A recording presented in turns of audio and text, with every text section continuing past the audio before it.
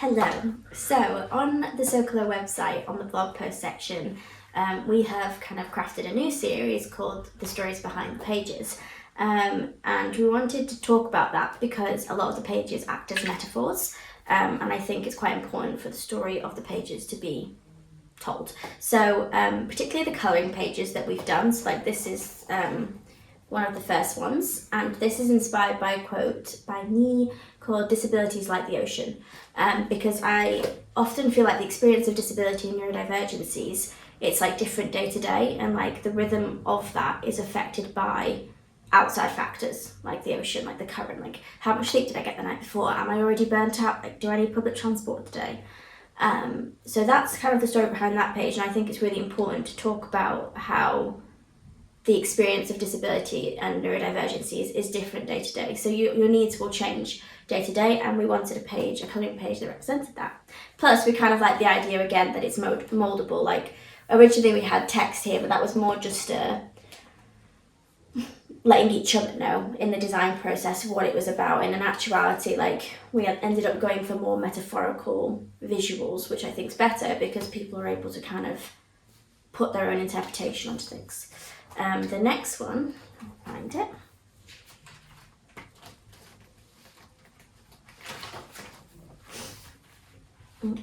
There's lots of colouring pages, probably can't do them all, but... okay. So this is my face, with a face mask on. And this one was kind of meant to represent rebalance and kind of recharging and relaxation. Obviously, like it's in line with who I am, so I've got my two cats there, so Freddie and Bella, and people can kind of colour that in as they wish, or they can just look at my face, either or, and that's meant to kind of incite, like I said before, healing and recharging energy. So it's about making sure people who are neurodivergent remember to recharge, probably more often than somebody who's neurotypical, because everything is extra for us. You know, something that takes a neurotypical person 20%, we're probably already acting at 70%. So it's kind of trying to remind the user to take that time in whatever way they need to, whether it's watching their favourite movie, their favourite food, face mask, going for a walk, like whatever it may be, or even if it's more practical, like having a shower, having a bath, like kind of reminding about these basic human needs that we need to account for. And then one more, I think, me. And then the next one we have is a planet, and that's because it's reminding people to take up space, if you get the metaphor.